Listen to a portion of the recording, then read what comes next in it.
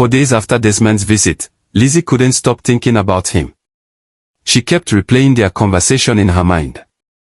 He had spoken with calm confidence, and he had respected her work. No sweet words, no fake promises, just honest interest in her skills. She smiled to herself. Maybe not all men are the same.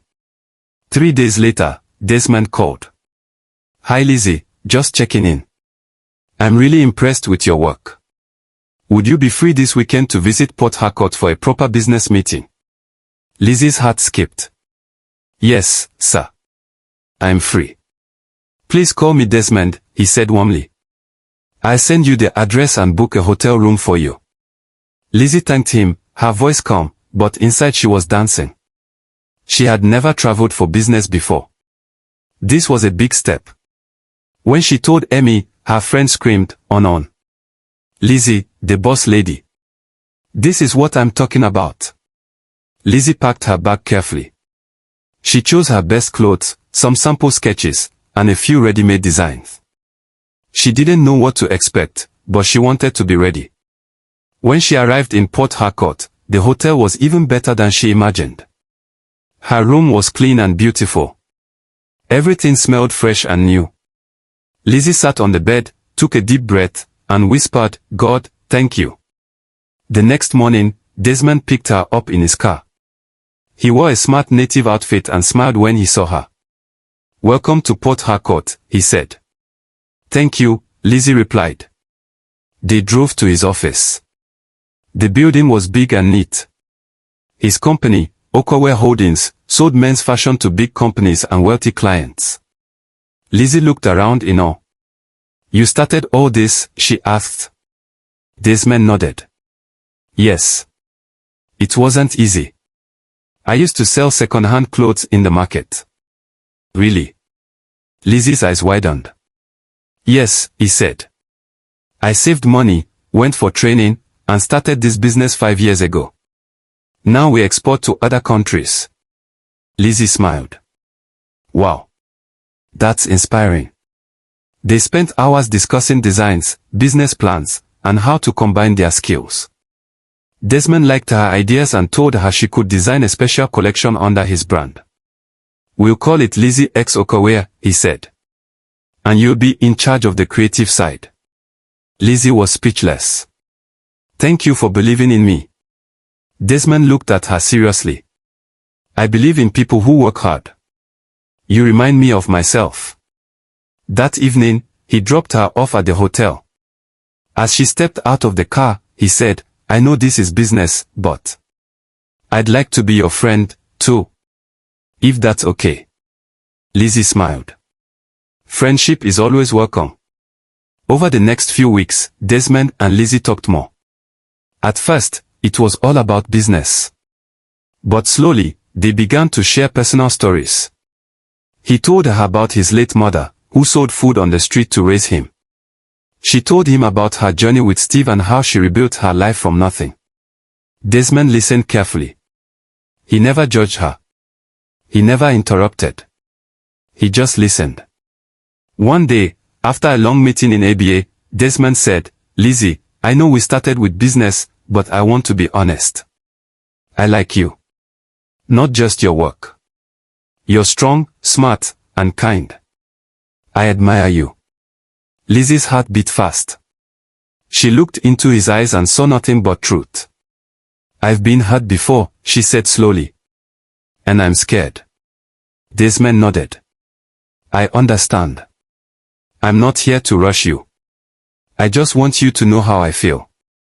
That night, Lizzy sat on her bed thinking. Could she trust again? Was it okay to love someone new? Emmy, as usual, had strong words when she heard.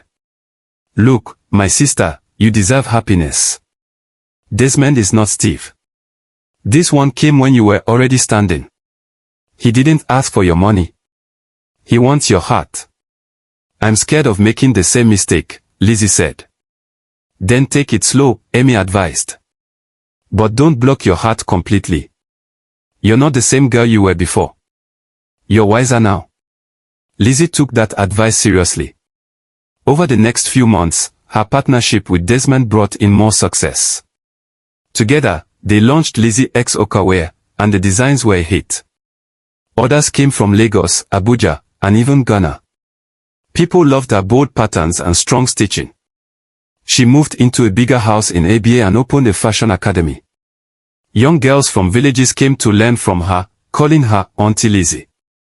One afternoon, as she stepped out of her car at her academy, she saw a familiar face at the gate. The security man reached to help her carry her bag. "Good afternoon, Ma," he said. Lizzy froze. It was Steve. But this Steve looked different, tired, older, and worn out.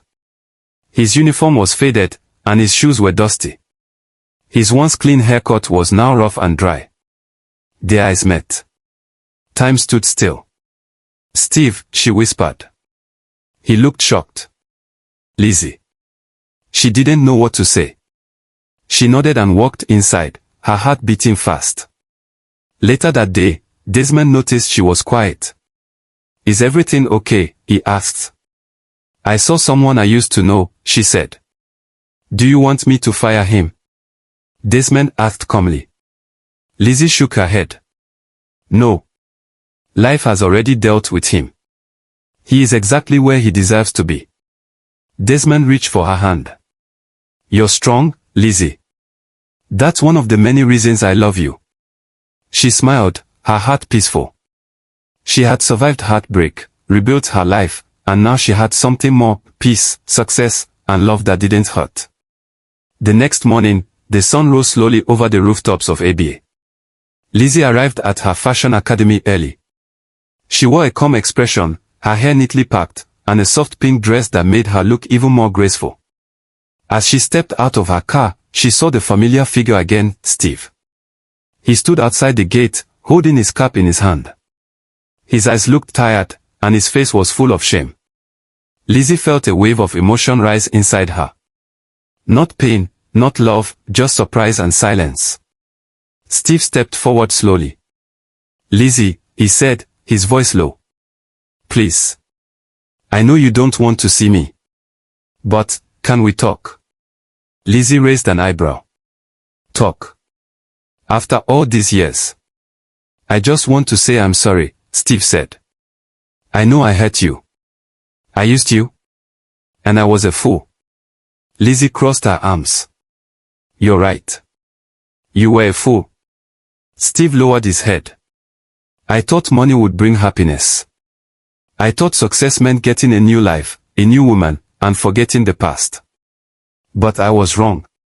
Lizzy stared at him without emotion. "And now you remember me because you're a security guard?" "No," Steve said quickly. "It's not about that. I think about what I did every day. How I treated you. I don't expect anything from you. I just wanted to apologize." Lizzy took a deep breath. "Steve, do you know what I've been through? The nights I cried. The shame you made me carry." He nodded. "Yes. And I hate myself for it."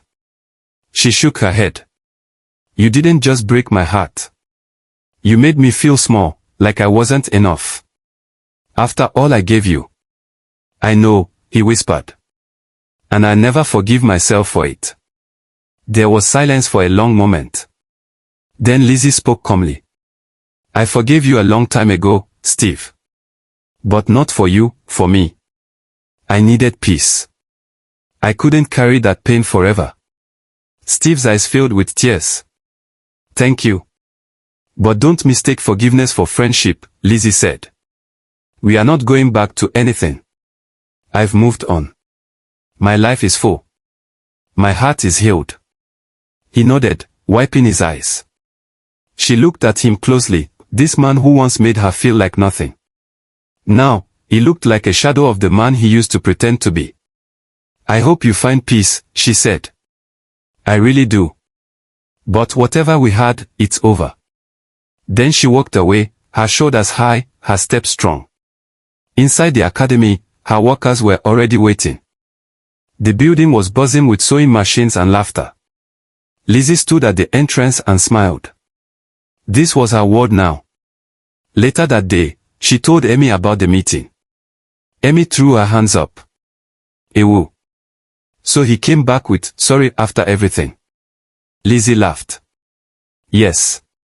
But I didn't give him the satisfaction of thinking he still had power over me. You are a queen, Lizzy, 𝐬𝐮 said. He thought he left you behind, but look at you now, shining brighter than ever. I just thank God I didn't let that pain destroy me, Lizzy replied. That evening, Desmond took Lizzy out to dinner to celebrate a new deal with a Lagos fashion brand. As they sat under soft lights in the rooftop restaurant, he looked at her and smiled. You know, he said, you amaze me. Why? She asked, sipping her juice. Because you've been through fire, but you didn't burn. You turned into gold. Lizzy blushed. I guess pain makes you grow, if you let it. I want to ask you something, Desmond said, reaching into his pocket. Lizzy's heart skipped. He brought out a small box and opened it. Inside was a simple but beautiful ring. Lizzy, he said, I love you. Not for your beauty or success, but for your heart. You're strong, kind, and true.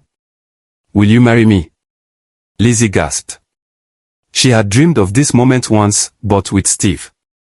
Now, here it was again, but better. Real. Safe. Yes, she whispered, tears of joy in her eyes. Yes, Desmond. I will. He slipped the ring on her finger and pulled her into a hug. As fireworks lit the sky from a nearby celebration, Lizzy smiled deeply.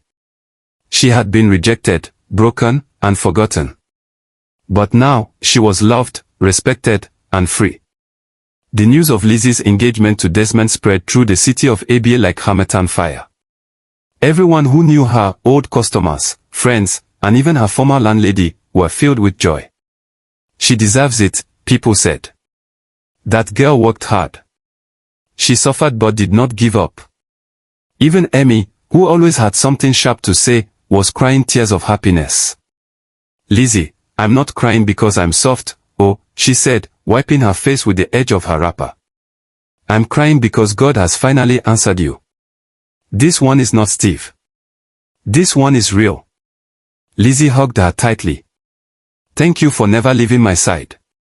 Plans for the wedding began immediately. Desmond wanted something simple, but beautiful, just like Lizzy. He said, I don't want to impress people. I just want to honor you. The traditional marriage was to take place at Lizzy's family home in Abia. Her parents, who had once doubted her sewing dreams, were now proud and smiling every day. See our daughter, her father said. From one small sewing machine to becoming a queen. Desmond's family also came from Port Harcourt to pay Lizzy's bride price and perform the Igbo traditional rites. They danced, laughed, and shared food under a colorful canopy decorated with Ankara fabric and fresh flowers. Lizzy wore a beautiful George wrapper with coral beads, her smile as wide as the sky. Desmond, dressed in a white agbada and red cap, couldn't stop looking at her. You look like a princess, he whispered. I feel like one, she replied. The white wedding came next, and it was held in a modest church in Abia. The church hall was filled with people from all walks of life. Lizzy's former workers, her students from the academy, and even customers from years back came to celebrate. Even 𝐬𝐮 wore a beautiful lace gown and behaved like a proper lady. For once, please don't let my husband see this, she joked. He will start expecting me to behave like this every Sunday. Everyone laughed. As Lizzy walked down the aisle, her heart beat fast. She held her father's arm and looked straight at Desmond, who stood at the altar with eyes full of love. This is real, she told herself. This is what I prayed for. When the pastor asked, do you take this man to be your husband? Lizzy replied with a strong voice, I do. And when Desmond said his vows, there were tears in his eyes. I promise to love you, support you, and never make you feel small. I will never forget where we started, and I will never let you walk alone. After they were pronounced husband and wife, the hall exploded with cheers and music. People danced and sprayed money as Lizzy and Desmond moved gently across the floor, their hands locked, their eyes never leaving each other. But as the celebration continued, someone stood quietly at the back of the hall, Steve. he was not dressed well. His shirt was old, his shoes dusty. He had heard about the wedding and decided to come and watch from a distance. He saw the way Desmond looked at Lizzy and the way people praised her. And for the first time, he truly understood what he had lost. This should have been me, he whispered to himself. But I threw it away. Just then, Amy spotted him and hissed loudly. Nonsense. See him like a rat near a fire. He turned and walked away before anyone else noticed. Back at the wedding, Lizzy was called up to give a short speech. She stood in front of the microphone, looked at the crowd, and then at Desmond. I never thought this day would come, she began.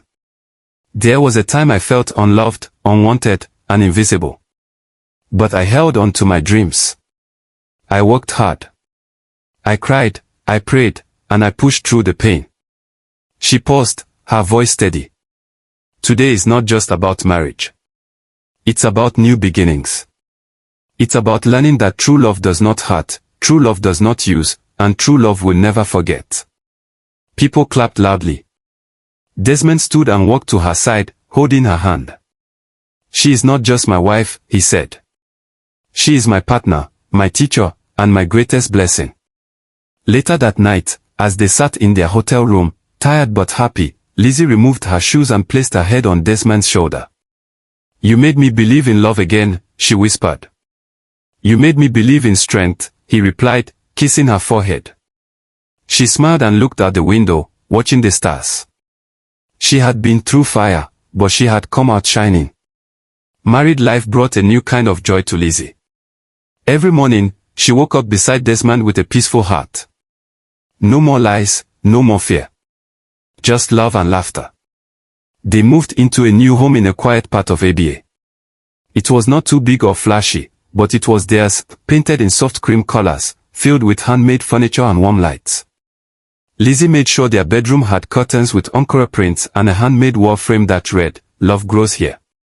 One Saturday morning, Desmond sat on the veranda sipping tea while Lizzy watered the small flower garden in front of the house. She had always loved flowers but never had the space for them. Desmond smiled as he watched her. You've turned this house into a palace. Lizzy giggled. Every queen deserves a palace. They laughed together. During breakfast, Desmond said, There's something I've been thinking about. What is it? She asked. I want to invest in your fashion academy.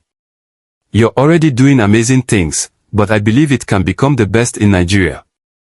Lizzy raised her eyebrows. Desmond, it's your money. You've done enough already. Desmond shook his head. No. This is not about money. This is about us. You've poured your heart into that place. I want to help you take it to the next level. We can buy more machines, hire better trainers, and open a branch in Port Harcourt. Lizzy blinked, shocked. You mean, expand? Yes, Desmond replied. I believe in your dream. Lizzy felt her chest swell with emotion. She nodded slowly. Thank you, Desmond. You don't know what this means to me. Desmond took her hand. I know exactly what it means. That same week, they began making plans. Desmond helped her draft a new business plan, and together they began preparing the documents to register Lizzy's Touch Fashion Academy as a national training center. With Desmond's help, they bought land just outside the city. Construction started for a bigger training center with 6 classrooms, an event hall, and even hostels for students from other states. Meanwhile, the old shop in town continued running. Amy helped manage it and became the academy coordinator. She called herself Madam Amy, and the students feared and respected her. I may not know how to sew, Amy would joke, but I know how to keep everybody in line. I hope you enjoyed the tale. If so, please like the video, share, comment, and don't forget to subscribe. Also turn on your notification to get more enchanted tales like this one. Goodbye.